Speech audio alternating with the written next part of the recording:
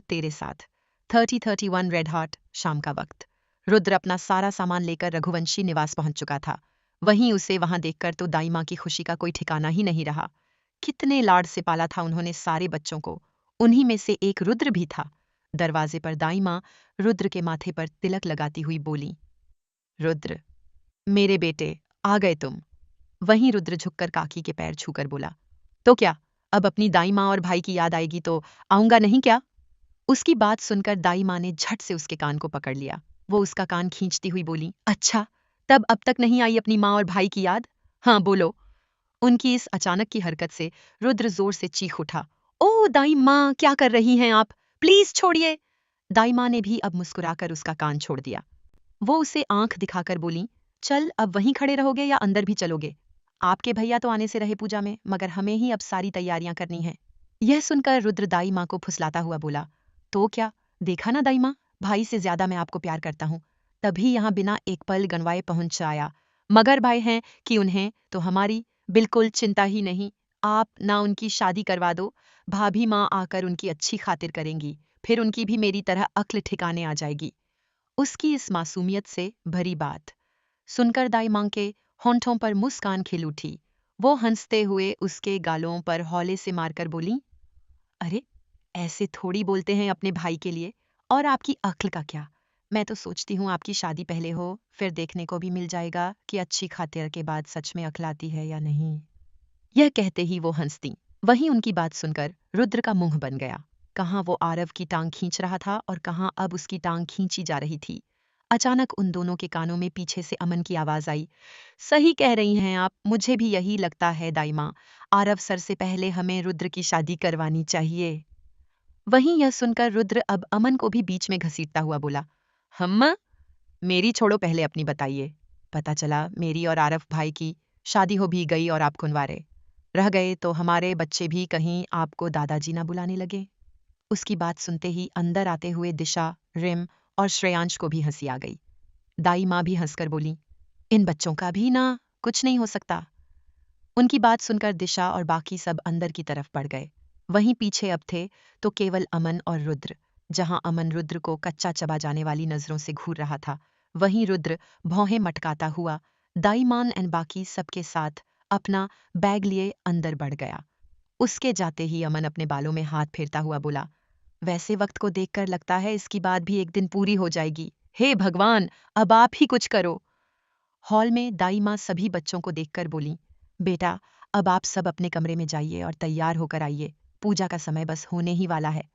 यह सुनकर सबने सिर हिला दिया। दाई माँ दोबारा से रुद्र से बोली, आपका कमरा भी तैयार है और बाकी सबके कपड़े भी कमरे में रखे हुए हैं। यह सुनकर सबने सिर हिला दिया। एक एक कर अब सब वहां से चले गए। वहीं सबके जाते ही दाई माँ एक राहत में बोली, कितने समय बाद आज यह मकान फिर घर लग रहा है। उन्होंने इतना कहा ही था कि तभी उनका फोन बज उठा। दाई माँ चौंक गईं। उन्होंने फोन पर नजर डाली तो वहां नीलिमा मालकिन लिखा हुआ था। नाम पढ़ते ही दाई माँ की आंखें सख्त हो गईं। वो मन ही मन बोली, इनका फोन, मगर ये तो। इतना कहते ही उन्होंने फोन उठा लिया। फोन कान पर लगाकर दाई माँ हल्की नरमी में बोली, जी कहिए। तभी दूसरी तरफ से एक घमंड से भरी आवाज आई, कहाँ है आरव? आवाज सुन दाई माँ धीरे से बोली, मालकिन बाबा अभी वापस नहीं आए हैं। यह सुनकर नीलिमा यानी प्रताप जी की पत्नी आरव की सौतेली माँ मुस्कुराकर बोली, अच्छा ठीक है, वैसे तो अभी तक प्रताप ने आपसे बात कर ही ली होगी रश्मिका के बारे में। मैंने बस इतना बताने के लिए फोन किया है कि वो सिंगापुर से निकल चुकी है और डायरेक्ट वो परसों वहां पहुंच जाएगी। और हाँ, उसका कमरा और बाकी सब वहां रेडी रखिएगा। मैं नहीं चाहती उसे वहां कोई भी दिक्कत हो। और हाँ, अब आप अपने उस लाडले को भी सब कुछ अच्छे से समझा दीजिए। रश्मिका की कोई भी इंसल्ट हम पर भारी पड़ सकती है, तो ख्याल रखिएगा। यह सुनकर दाई माँ आगे और कुछ कह पाती कि तभी उससे पहले उनके कानों में पीछे से दिशा की आवाज आई, दाईमान। दिशा उन्हें पुकार कर बोली। उसकी आवाज फोन के दूसरी तरफ जब नीलिमा ने सुनी तो उसकी भौहें आपस में सट गईं। वो आगे कुछ कहती, उससे पहले दाई माँ पलटकर दिशा से बोली, जी कहिए बेटा। तभी दिशा बोली, दाई माँ, वो ये कुछ सामान है, आपने अमन से कहा था ना लाने को, वो गाड़ी में ही भूल गए थे। यह सुनकर दाई माँ मुस्कान के साथ बोली, शुक्रिया बेटा, मगर अब आप भी जाकर तैयार हो जाइए, पूजा का समय हो गया है, आपके लिए भी कपड़े तैयार करके रखवाए हैं। यह सुनकर दिशा बस हौले से मुस्कुरा दी और वहां से चली गई। वहीं उसके जाते ही नीलिमा आंखें फैलाए बोली, यह किसकी आवाज है? यह सुनते ही दाई माँ आगे बोली, जी मालकिन, यह दिशा बिटिया थी। यह और इनके दोस्त बाबा के साथ काम कर रहे हैं। यह सुनते ही नीलिमा गुस्से में दाई माँ पर बरसते हुए बोली, दाई माँ, भूलिए मत कि आप वहां क्या हैं। 2 कौड़ी के लोगों को आप हमारे महल में बुला भी कैसे सकती हैं? यह सुनकर दाई माँ तुरंत सफाई देती हुई बोली, मालकिन, आज घर में पूजा है। उनकी बात पूरी भी नहीं हुई थी कि नीलिमा फिर बरस उठी, अरे पूजा है तो क्या शहर के हर इंसान को आप महल में बुला लेंगी? हाँ, सोचा भी है। यह सब देखकर रश्मिका के सामने हमारी क्या इमेज बनेगी? और आपके उस लाडले, उसके बारे में सोचिए जरा। अगर ये सब उसे पता चला तो वो किसी को भी छोड़ेगा नहीं। वो फिर आखिर में बोली, देखिए, उन सभी को जल्द से जल्द घर से बाहर फेंकिए। उसकी बात खत्म भी नहीं हुई थी कि दाई माँ बोल उठी, मैं उन्हें नहीं निकाल सकती और वो सब खुद यहाँ से नहीं जा सकते। यह सुनकर नीलिमा के चेहरे के भाव बदल गए। दाई माँ तुरंत बोली, बाबा खुद उन सबको वहां लेकर आए हैं। जब तक वो सब यहाँ हैं तब तक उन्हें यहीं रहना होगा। उनकी बात सुनकर नीलिमा की हैरानी का कोई ठिकाना नहीं रहा, मगर तभी दाईमान फिर रुखेपन में बोलेन, ठीक है, मैं आपसे बाद में बात करती हूँ, पूजा शुरू होने वाली है। यह कहकर बिना आगे कुछ नीलिमा की सुने उन्होंने फोन काट दिया। फोन कटते ही नीलिमा की मुट्ठियां कस गईं। वो हैरानी में बोली, आरव ने उन सबको वहां रोका है? मगर आरव तो लोगों को अपने आसपास भी बर्दाश्त नहीं करता। फिर यह सब। यह कहते हुए उसका दिमाग घूम गया। अचानक वो खुद को शांत करते हुए बोली, मैं शायद ज्यादा सोच रही हूँ। कुछ सड़क छाप लोगों से मुझे डरने की जरूरत नहीं। मुझे ध्यान अभी केवल रश्मिका और आरव की शादी पर रखना चाहिए। बस एक बार रश्मिका सब संभाल ले, उसके बाद वो खुद ही सब ठीक कर देगी। यह कहते हुए उसके दिमाग में एक नई चाल चलने लगी। वो धीरे से फिर बुदबुदाए, बस मुझे रश्मिका को अच्छे से पट्टी पढ़ाकर रखनी होगी। उधर दिशा कमरे में पहुंचते ही वो दरवाजा बंद कर झटके से उससे लगकर खड़ी हो गई। उसके दिमाग में एक बार फिर आरव घूमने लगा, उसकी कही बातें, सब कुछ। दिशा की आंखें तर हो गईं। वो धीरे से बुदबुदाई, जैसे जैसे पल बीत रहे हैं लगता है सब और मुश्किल होता जा रहा है। उसके दिमाग में आरव के कहे शब्द फिर घूमने लगे। कुछ पल यूं ही रहने के बाद दिशा के आंसू अब धीरे धीरे गुस्से में बदलने लगे। वो गुस्से में खुद को शीशे में देखकर चीखी, भाड़ में जाए वो, खुद को समझते क्या हैं? वो तो मुझे ही दया आ गई थी, वरना मेरी जूती किसी को पूछे कभी। दिशा गुस्से में बस बड़बड़ाई जा रही थी। ऐसे ही आरव को कुछ और बातें सुनाते हुए वो बाथरूम में घुस गई। खैर, मुझे लगता नहीं कि यह हिम्मत कभी दिशा आरव के सामने दिखा सकती है। Face with tears of Joy. आपको क्या लगता है? रिम का कमरा। रिम खुद को शीशे में देखकर खुद ही की नजरें हाथों से उतारती हुई बोली, ओह माय गॉड, ये साड़ी कितनी प्यारी लग रही है, किसी की नजर ना लगे मुझे। यह कहकर वो शर्मा सी गई। ऐसे ही बातें करते हुए वो वहां से दरवाजे की तरफ बढ़ी। दरवाजा खुलते ही वो बाहर की तरफ बढ़ गई। वो कुछ ही कदम आगे गई थी कि तभी उसकी नजरें थोड़ी दूर पर खड़े कुर्ता पायजामा पहने अमन पर गईं। 100 डंडे पर सीधे बातें कर रहा था। वैसे माने चाहे ना माने रिम, मगर सच में आज अमन बाबू भी कुछ कम नहीं लग रहे थे। वो पीला रंग उस पर काफी जंच रहा था। वैसे रिम ने यह बात आखिर में नोटिस की कि उसकी साड़ी और अमन के कुर्ते का रंग सेम है। पहले तो रिम ठिठक गई, मगर फिर वो अमन को अनदेखा कर वहां से आगे बढ़ने लगी। तभी उसके कानों में सामने से आते हुए रुद्र की आवाज पड़ी। रुद्र बोला, wow, you are looking gorgeous miss Rim. मानना पड़ेगा, आज आप बहुत खूबसूरत लग रही हैं। उसकी बात सुनकर रिम के गाल शर्म से लाल हो गए। वहीं फोन पर थोड़ी ही दूर पर बात कर रहे अमन ने जब उन दोनों की आवाजें सुनी तो वो बात करते हुए पलटा, मगर उसकी नजरें रिम की पीठ पर गईं। रिम उसी तरह पीले में लाल होती हुई बोली, आप भी बहुत अच्छे लग रहे हैं रुद्र। यह सुनकर रुद्र अपने कुर्ते की आस्तीन को ऊपर चढ़ाता हुआ बोला, मगर आपसे कम। उसकी बात सुनकर रिम उसे पलकें उठाए देखने लगी कि तभी पीछे से अमन की आवाज आई, हेलो, जो भी हो मुझे बाद में फोन करके बता देना। वो लगभग चीखते हुए बातें कर रहा था। रिम का ध्यान टूटा और वो आंखें छोटी किए पलटी। वो मन में बोली, इस बंदर को बात करनी भी नहीं आती हूं। यह बोलकर वो वहां से सीढ़ियों से नीचे बढ़ गए। वहीं उसके जाते ही अमन ने जल्दी से फोन काटा और मुड़कर वो गुस्से में रुद्र को घूरने लगा। जब रुद्र को खुद पर किसी की नजरें महसूस हुईं तो वो पलटा।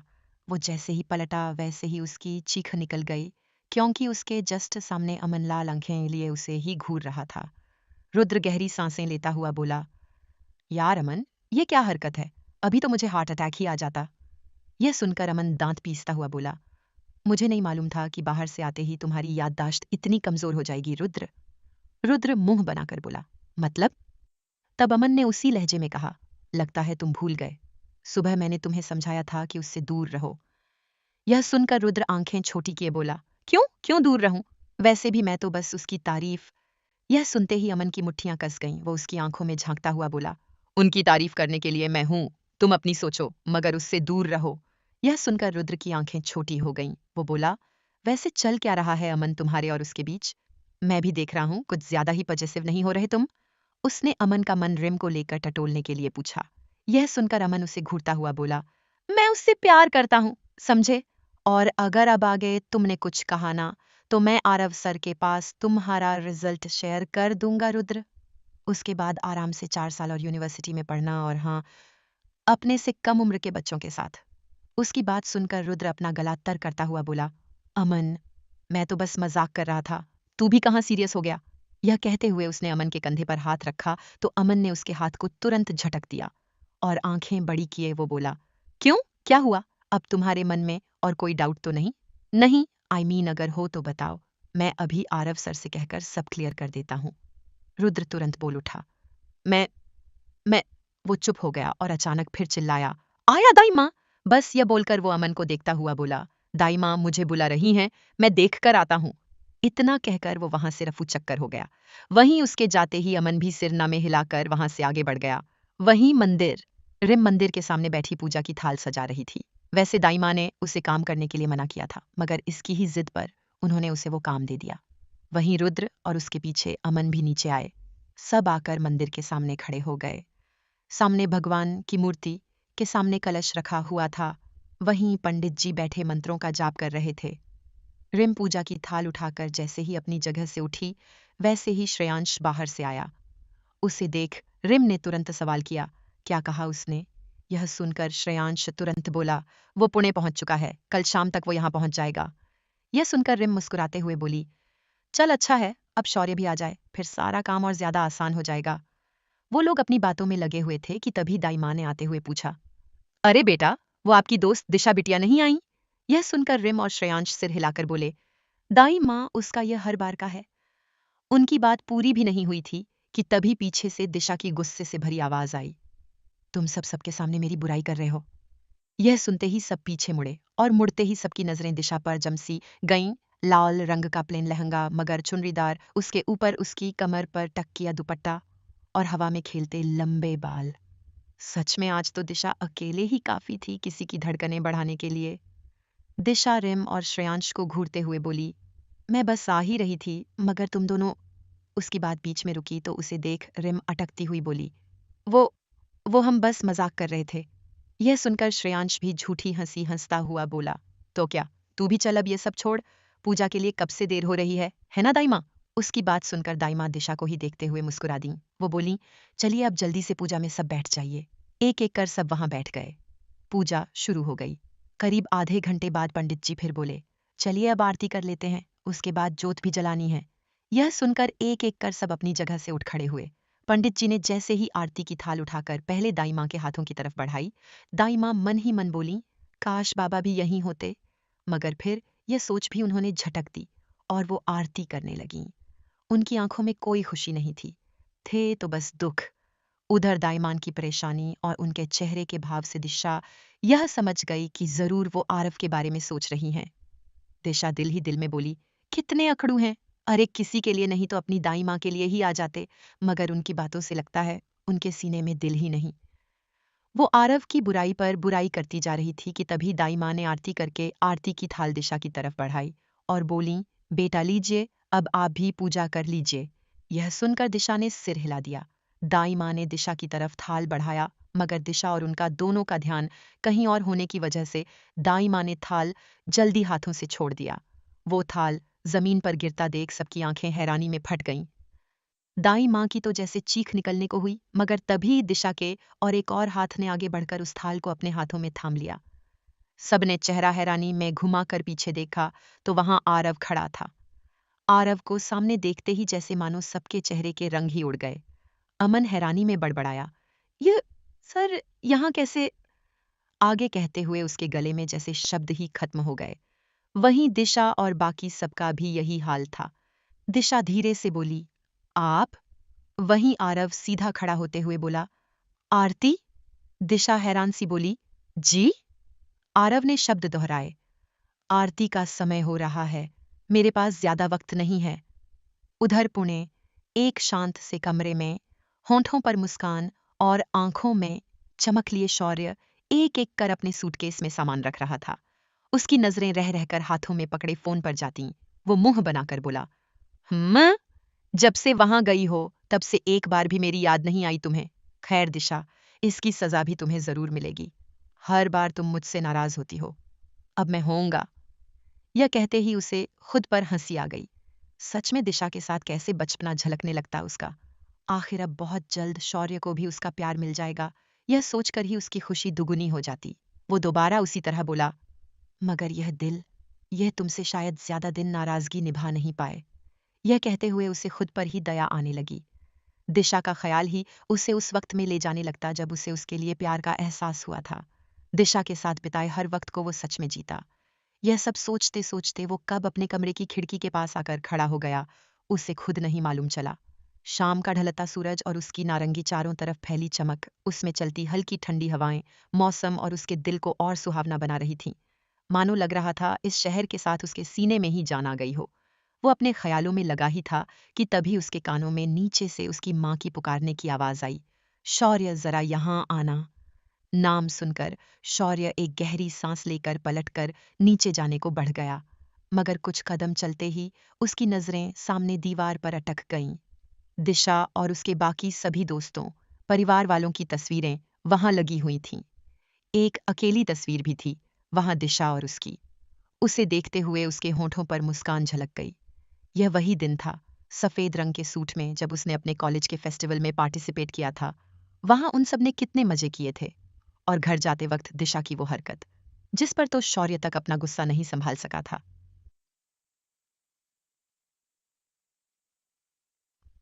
फ्लैशबैक, रात का वक्त। शौर्य गाड़ी से उतरता हुआ गुस्से में श्रेयांश को देखता हुआ बोला, अब जल्दी कर, वरना आज इन दोनों की वजह से घर पर हमारी बुरी क्लास लग जाएगी।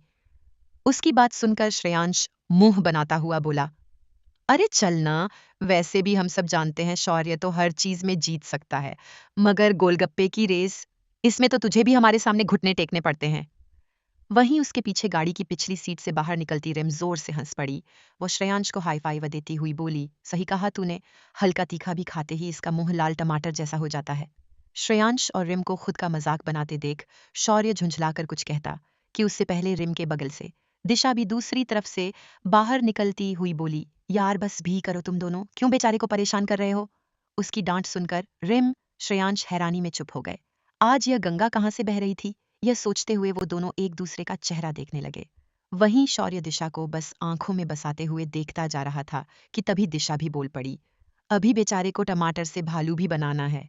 यह सुनकर सब जोर से हंस दिए। वहीं शौर्य की आंखें छोटी हो गईं। वो आगे कुछ कहता कि उससे पहले दिशा फिर तपाक से बोली, और हाँ, पिछली बार तू बहाना बनाकर भाग गया था। अगर इस बार तूने चीटिंग करने की सोची भी ना, तो याद रखना मुझसे बुरा कोई और नहीं होगा। उसने मासूमियत से उसे घूरते हुए कहा। वहीं उसकी धमकियां सुनते ही शौर्य ने न जाने क्यों अपनी नजरें उससे तुरंत फेर लीं। दिशा नाक सिकोड़े उन सभी के साथ गोलगप्पे वाले के स्टॉल की तरफ बढ़ गई। वहीं शौर्य उन सबको जाते हुए देख तुरंत बोला, तुम सब चलो, मैं आता हूं गाड़ी से पर्स लेकर।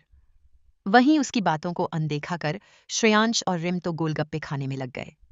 शौर्य सिर हिलाकर गाड़ी की तरफ बढ़ गया। गाड़ी से वो अपना फोन और पर्स उठाकर जैसे ही बाहर निकला, वैसे ही उसके कानों में श्रेयांश की चीख पड़ी, दिशा। वो सड़क की दूसरी तरफ देखकर चीखा। वहीं उसकी चीख सुन शौर्य पलटा तो सामने दिशा की टक्कर लगभग थोड़ी दूर से आती हुई एक गाड़ी से होने को थी, मगर दिशा बिना रुके आगे भाग रही थी, जिसे देखकर शौर्य के हाथ से भी उसका सामान छूट गया। वो, रिम और श्रेयांश तेजी से उसे रोकने को भागे और चीखे, दिशा। गाड़ी के पहियों के घिसने की एक जोरदार आवाज वहां गूंजी और सबकी आंखें फटी की फटी रह गईं। शौर्य और बाकी सबकी आंखें भी आंसुओं से भर उठीं। रिम ने झटके से मुंह पर हाथ रख लिया। मंदिर। सामने आरव को देखकर सबके सब चौंक गए। वहीं अमन और रुद्र का मुंह तो खुला का खुला ही रह गया। दिशा के हाथ भी आरव को देखकर डगमगाने को हुए कि तभी उन सभी के कानों में पंडित जी की आवाज एक बार फिर पड़ी, पूजा का मुहूर्त निकल रहा है जजमान, जल्दी करें। उनकी बात सुनकर मानो सबको होश आया। दाई माँ आंखों में नमी लिए बोली, बाबा आप आ गए? यह सुनकर आरव बिना किसी भाव के दिशा से नजरें हटाकर दाई माँ को देख बोला, आपने कहा था पूजा काफी जरूरी है और मेरी मीटिंग जल्दी खत्म हो गई थी। उसने नजरें इधर उधर घुमाकर कहा, जिसका अंदाजा तक वहां कोई नहीं लगा पाया था। आरव की बात सुनकर जहां दाई माँ की खुशी दुगुनी हो गई, वहीं अमन की भौहें सिकुड़ गईं। वो अपने शातिर दिमाग को एक बार फिर इस्तेमाल करने लगा। उसे याद था कि जब उसकी बात दूसरी तरफ की पार्टी और अपने एम्प्लॉयज से हुई थी, तब सबने यही बताया था कि मीटिंग काफी जरूरी है, शायद देर रात खत्म हो। ऊपर से आरव सर तो खुद शाम के वक्त निकलने वाले थे, फिर मीटिंग शाम को ही कैसे खत्म हो गई? यह सवाल सोचकर उसका दिमाग घूम ही रहा था कि तभी उसकी नजरें दिशा पर गईं, जो आंखें आरव से चुराते हुए बार बार कभी ऊपर मुड़ती कभी नीचे। उसके दिल में मानो डर से भरा तूफान सा था। यह सब देखते हुए अमन की बत्ती फिर जली। उसे शाम का वक्त याद आया जब दिशा और सब ऑफिस से निकलने वाले थे। तब रिम और श्रेयांश ने ही उसे जाकर आरव को फाइल्स देने को कहा था, क्योंकि इतनी हिम्मत अमन में थी नहीं, बस सिंधी आस लिए। उन सब में दिशा को फंसाकर वो वहां से गाड़ी के पास पहुंच गए थे। वहीं दिशा भी पहले तो उन सभी को शक से देख रही थी, मगर फिर उन सभी की बातों में आकर वो खुद ही उसके केबिन की तरफ बढ़ गई थी। यह याद आते ही अमन की आंखें फैल गईं। वो कभी आरव को देखता तो कभी दिशा को। वो मन में भी धीरे से डरता हुआ बोला, क्या आरव सर दिशा मैम से? उसने आगे कहने की हिम्मत की ही थी कि तभी उसके कानों में रुद्र की आवाज आई, जो उसके ही बगल में खड़ा फुसफुसाया, अमन कहीं जो मैं सोच रहा हूं वो तुम भी तो नहीं सोच रहे? उसकी बात सुनकर अमन आंखें फाड़े उसे देखने लगा। मतलब रुद्र भी सब जानता है? यह सोचते ही उसका दिमाग जैसे फटने को हुआ कि तभी रुद्र बिना एक पल गंवाए बोला कि आरव सर की तबीयत आज खराब है। कहीं उनके सिर पर कोई गहरी चोट वोट तो नहीं लग गई ना? जब से आया हूं तब से आज का यह दूसरा झटका है मेरा। उसकी बात सुनकर अमन की भौहें तनी, मगर फिर वो बात घुमाकर बोला, उनकी चोट का तो पता नहीं, मगर तुम्हारे सर पर जरूर कोई गहरी चोट लगी है। अरे आरव सर ने खुद कहा है मीटिंग जल्दी खत्म हो गई, इसलिए आ गए। यह सुनकर रुद्र दोबारा सीधा खड़ा हो गया और फिर हंसकर बोला, अच्छा तब तो ठीक है, वरना मैं तो न जाने क्या क्या सोचने लगा था कि कहीं उन पर कोई भूत वूत तो नहीं छड़ गया। यह सब सोचते हुए उसे हंसी आ रही थी, मगर अमन उसकी तो जैसे हंसी ही गायब हो गई थी। वो एकटक सामने आरव और दिशा को ही शक भरी नजरों से देख रहा था। वो मन में एक बार फिर बड़बड़ाया, अगर मैं जैसा सोच रहा हूं वो सच है ना, तो सच यह दुनिया का 8वां अजूबा होने वाला है। उधर पंडित जी के कहने पर आरव ने भी बिना आगे कुछ सोचे पूजा शुरू कर दी। उसे अकेले खड़ा आरती करते देख दाई माँ सामने माता रानी की मूर्ति देखकर बोली, बस अगले साल बाबा की जिंदगी में यह जगह भी भर देना माँ। यह कहते ही न जाने क्यों उनकी नजरें दिशा के चेहरे पर पड़ीं, जो नजरें झुकाए खड़ी थीं। दियों की जोत की हल्की पीली चमक उसके चेहरे को उजागर कर रही थी। वैसे नजरें आरव की भी पूजा से ज्यादा उस तरफ भी घूम रही थीं, मगर छुप छुप कर। वहीं दिशा उसने सर झुकाकर रखने में ही अपनी भलाई सोची। उसे तो अब अपने ख्यालों से भी डर लग रहा था कि कहीं उसके ख्याल आरव ने सुन लिए ना, तो न जाने आगे वो क्या करेगा। दाई माँ कुछ पल तो रुकीं, मगर फिर उन्होंने भी नजरें सामने कर लीं। सब एक एक कर आरती करने लगे। आरव ने आरती कर थाल दिशा की तरफ बढ़ा दी। दिशा ने सर उठाकर उसकी तरफ एक बार नजरें की, मगर फिर उसने तुरंत आरती की थाल पकड़ ली। आरव के हाथों को गलती से छूते ही जैसे उन दो दिलों में बेचैनी का करंट सा दौड़ गया। दिशा ने जल्दी से उसे पकड़कर चेहरा फेर लिया। वहीं यही हिचक आरव भी छुपाकर दूसरी तरफ देखने लगा। कुछ मिनटों बाद यह पूजा भी खत्म हुई। अखंड जोत जल गई, जो अब एक हफ्ते तक यहीं रहने वाली थी। दाई माँ सबकी तरफ लाल रंग के एक एक धागे को बढ़ाकर बोली, आप सब बाहर उस तुलसी के पेड़ पर बांध दीजिए इसे, भगवान आपकी इच्छा जरूर सुनेंगे। उनकी बात को सुन आरव अपने कमरे की तरफ बढ़ता हुआ बोला, दाई माँ पूजा हो गई है, अब मैं कमरे में जा रहा हूं। उसे जाता देख भी दाई माँ उसे रोक नहीं सकी, बस उनकी आंखें उदासी में झुक गईं। वहीं बाकी सबने उन धागों को उठा लिया, केवल दिशा और आरव को छोड़कर।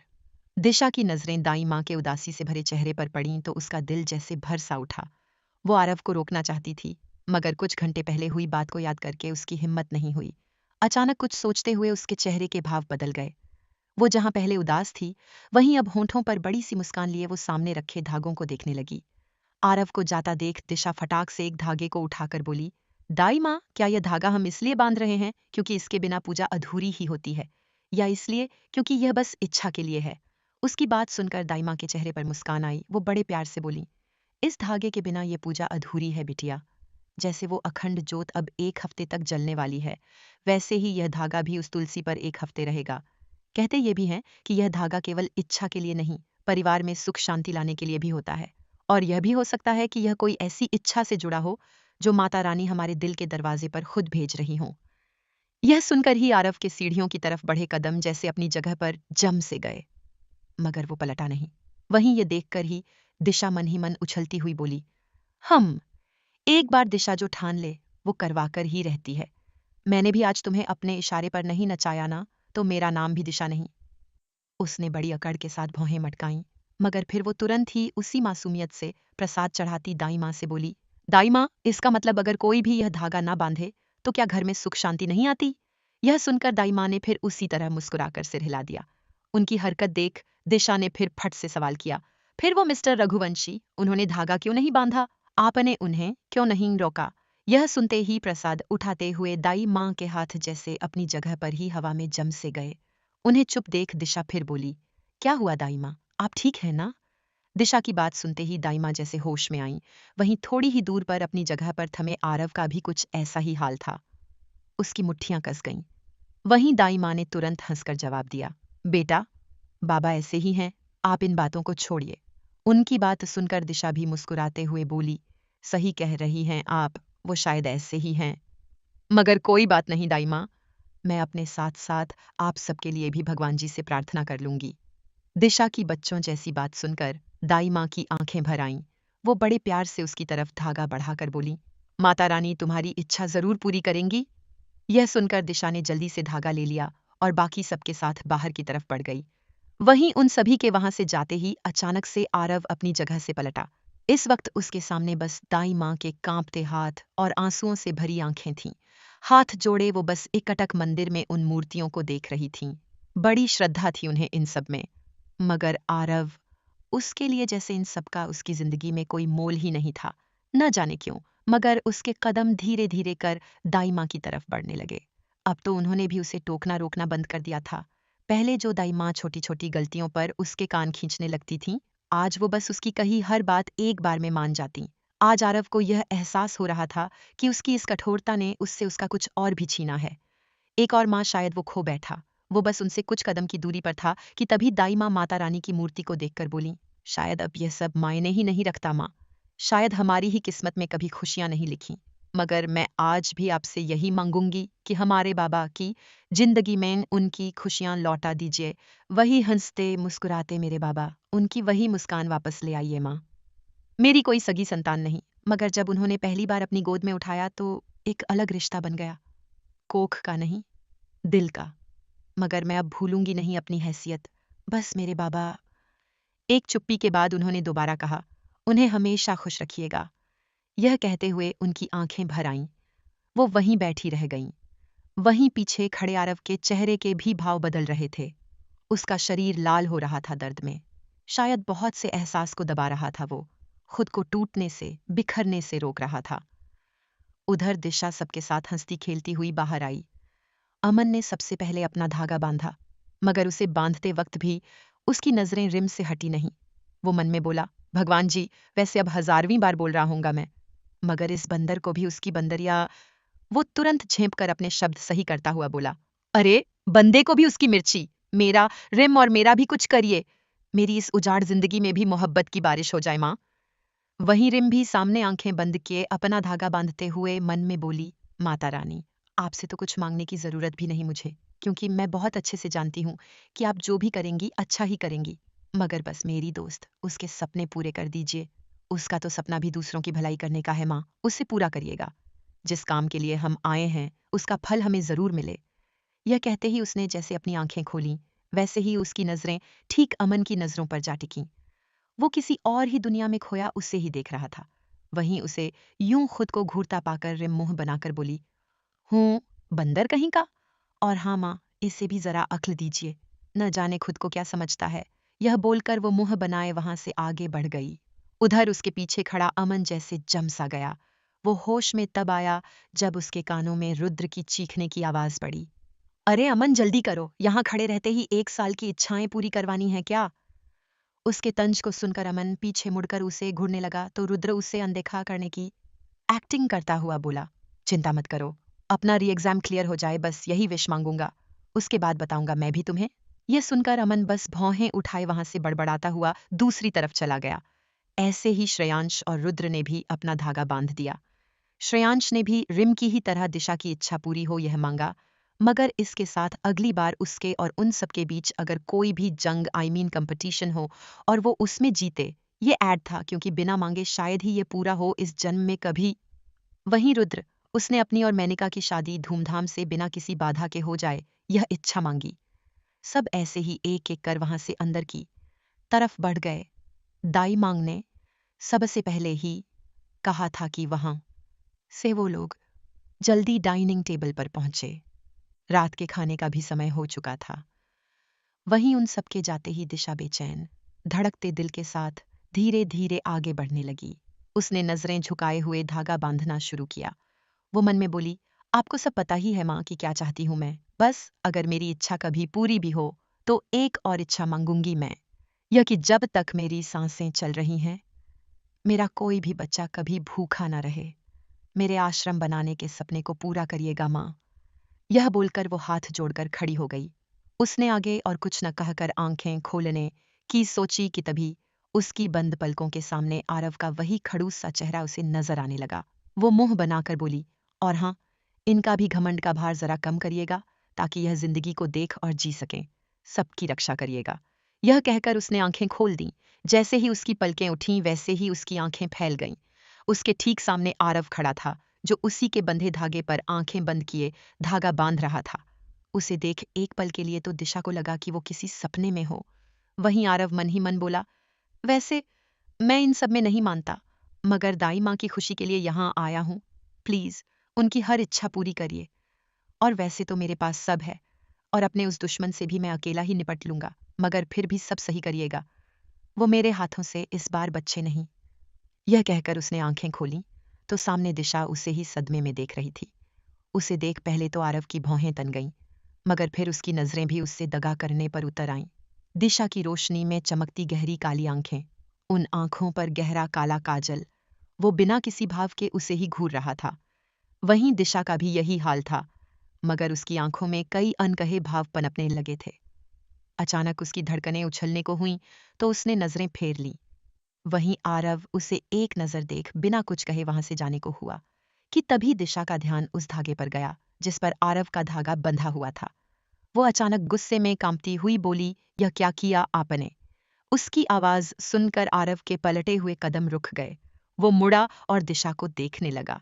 उसे कुछ समझ नहीं आया तो दिशा अब दोबारा गुस्से में बिना उसकी तरफ देखे नजरें झुकाए बोली, अब मेरी विश कैसे पूरी होगी? आपने मेरे धागे पर अपना धागा क्यों बांधा? हाँ, और आप तो नहीं आने वाले थे ना पूजा में? यह कहते हुए उसने एक नजर आरव पर डालनी चाही। वो बोली, फिर आप? उसके शब्द गले में ही जम गए क्योंकि आरव आंखों में एकटक वही ठंडक के साथ उसे देखे जा रहा था।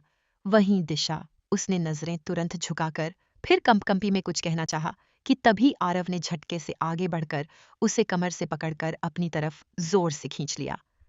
दिशा एक झटके के साथ उसके सीने से टकराई। पहले तो उसे जैसे होश ही नहीं आया कि तभी आरव गुस्से में उस पर बरसता हुआ बोला, आपकी आंखें क्या यहाँ शोपीस के लिए लगाई गई हैं? ध्यान कहाँ रहता है आपका? उसे खुद पर चिल्लाता देख दिशा कुछ समझी नहीं तब तक जब तक उसकी नजरें अपने जले हुए दुपट्टे पर नहीं पड़ी।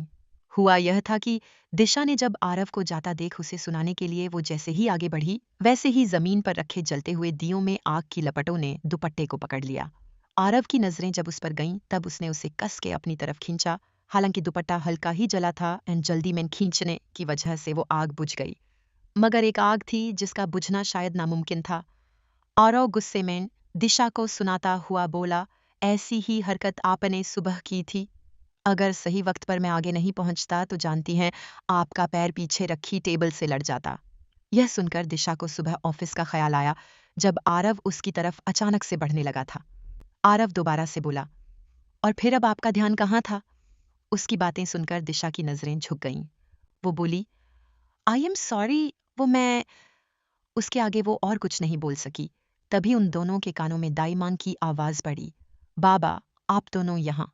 उनकी नजरें आरव के हाथों पर थीं, जिनसे उसने दिशा की कमर को थामा हुआ था। सामने दाई माँ को देखकर दिशा और डर गई। वो कांपते हुए आरव से झटके में दूर हो गई। उसे डर था कि कहीं दाई माँ कुछ गलत ना समझे। वहीं आरव तुरंत बोला, दाई माँ, यहाँ जमीन पर इन दियों को किसने रखा है? यह सुनकर दाई माँ उसी हैरानी के साथ बोली, बाबा दिए, मगर। तभी आरव बोला, इन्हें यहाँ से हटवा दीजिए। ये कहकर वो बिना दिशा और उनकी तरफ देखे गुस्से में आगे बढ़ गया। वहीं दाई माँ अभी भी आंखें फैलाए उन्हीं दोनों को देख रही थीं। दिशा को देखते ही उनकी नजरें भी दिशा के जले हुए दुपट्टे पर पड़ीं, तो वो हैरानी में उसकी तरफ भागीं। अरे बेटा, ये कैसे? वो तेज आवाज में बोली। उधर प्रताप मेंशन। मिस्टर प्रताप आज ऑफिस से जल्दी घर आ गए थे। वो कमरे में सोफे पर बैठे किसी सोच में गुम थे। उस कमरे में बस बाहर से आती हवाओं और पर्दों के हिलने की आवाजें गूंज रही थीं। कमरे में आते ही नीलिमा की नजरें जैसे ही प्रताप के शांत चेहरे पर पड़ीं तो उसका मुंह बन गया। उसके जहन में एक बार फिर आरव और रश्मिका का ख्याल आया। आंखें कसकर भींचे, एक हल्की सांस छोड़कर नीलिमा अपने होठों पर वही चाल भरी मुस्कान लिए प्रताप रघुवंशी की तरफ बढ़ गई। कुछ ही पल में उन्होंने अपने हाथों को बड़ी नरमी के साथ पीछे से मिस्टर प्रताप के कंधे पर टिका दिया। मिस्टर प्रताप एक पल को चौंक गए, मगर तभी उनके कानों में नीलिमा की आवाज पड़ी, क्या हुआ? आप काफी चिंता में लग रहे हैं। यह सुनकर मिस्टर प्रताप बिना किसी भाव के बोले, बस आरव की फिक्र हो रही थी नीलिमा, न जाने इस लड़के का क्या होगा। आरव का नाम सुनते ही जैसे नीलिमा के सीने में कुछ जलसा उठा। वो बिना किसी भाव के मिस्टर प्रताप के कंधे पर हल्की पकड़ जमाती हुई बोली, वैसे कैसे मनाएंगे आप आरव को? मुझे नहीं लगता वो इतनी आसानी से हमारी बातों में आएगा। यह सुनकर मिस्टर प्रताप बिना किसी भाव के नीलिमा के हाथों को अपनी पकड़ में लिए बोले, मानेगा, जरूर मानेगा। तुम अब इसकी चिंता मत करो। अभी बस तुम जल्द से जल्द सारी तैयारियां शुरू कर दो नीलिमा। आरव खुद यहाँ आएगा रश्मिका को लेकर शादी करने के लिए। यह सुनते ही नीलिमा की आंखें बड़ी हो गईं। वो हैरानी में लड़खड़ाती हुई बोली, मगर कैसे? तभी प्रताप उसे अपने सामने कर सोफे पर बिठाकर बोले, बस वही सोचना है कि कैसे मैं मजबूर करूं आरव को नीलिमा। यह कहते हुए उनके चेहरे पर फिर तनाव दिखने लगा। वो कुछ सोचते हुए झटके से अपनी जगह से उठे कि तभी पीछे से नीलिमा ने उनकी कलाई पकड़ ली। मिस्टर प्रताप सवालिया नजरों से मुड़े तो नीलिमा बड़ी मासूमियत से पलकें टिमटिमाती हुई बोली, अब आपको तो जैसे मेरी फिक्र ही नहीं होती। आप भूल चुके हैं क्या कि आपकी एक बीवी भी है? यह कहकर वो उठ खड़ी हुई और उनकी तरफ बढ़ने लगी। वो उनके करीब आती उससे पहले मिस्टर प्रताप खुद उससे दूर होते हुए बोले, नीलिमा प्लीज, मुझे इस वक्त काम है। यह कहकर वो नजरें चुराने लगे। नीलिमा फिर बोली, मैं आपसे बहुत प्यार करती हूँ प्रताप, मगर। प्रताप उन्होंने आंखें कस लीं। आंखें बंद होते ही उनकी नजरों के सामने उनकी पहली बीवी यानी खुशी जी का चेहरा आ गया। नीलिमा धीरे से बोली, आप छुप तो ऐसे रहे हैं जैसे आपकी उस पहली बीवी के होने पर हमारे बीच में कभी कुछ हुआ ही नहीं था। यह सुनकर भी मिस्टर प्रताप कुछ कह ना सके। उनकी आंखों में डर था जिससे शायद वो खुद भाग रहे थे। वहीं उनकी हरकत देखकर नीलिमा की आंखें जल सी उठीं। वो कुछ बोली नहीं तो मिस्टर प्रताप वहां से जाते हुए बोले, मैं स्टडी रूम में जा रहा हूं। यह बोलकर वो वहां से निकल गए। उनके जाते ही नीलिमा की आंखें गुस्से में आंसुओं से भर उठीं। वो जलती आंखें लिए मुट्ठियां कसकर बोली, समझती हूं मैं प्रताप, क्यों भागते हो तुम मुझसे? आज तक उस खुशी को तुम भूल नहीं सके, मगर तुम यह भूल गए कि जिस औरत के लिए तुम मुझे दुत्कार रहे हो, उसके जिंदा रहने पर ही मैंने तुम्हें पाया था। मगर एक और जंग बाकी है अभी। बस एक बार वो आरव और उस रश्मिका की शादी हो जाए, फिर मैंने भी तुम्हें अपने इशारों पर नहीं नचाया तो मेरा नाम भी नीलिमा नहीं। यह कहते हुए जलन सी उसके दिल में धधकने लगी। क्या होगा आगे आरव का बर्फ सा दिल क्या कभी किसी के एहसासों से पिघलेगा? वहीं दिशा के सपने कहाँ ले जाएंगे उसे? वहीं प्रताप और नीलिमा। क्या नीलिमा प्रताप को पहले से जानती थी? मगर प्रताप, वो तो खुशी से प्यार करते थे। फिर नीलिमा ने ऐसा क्यों कहा? थिंकिंग फेस आगे जानने के लिए पढ़िए सफर तेरे साथ। आगे का भाग पढ़ने के लिए फॉलो करें और शेयर। और हाँ, मेरी कहानी को अपना फीडबैक देना मत भूलिएगा, कमेंट करें। रेड हार्ट चेरी ब्लॉसम लेखिका शिवांगी। और अगर आपको मेरी लिखी कहानियाँ पसंद आए तो प्लीज़ मेरी और कहानियाँ भी पढ़ें। पढ़ने के लिए शुक्रिया रेड हार्ट।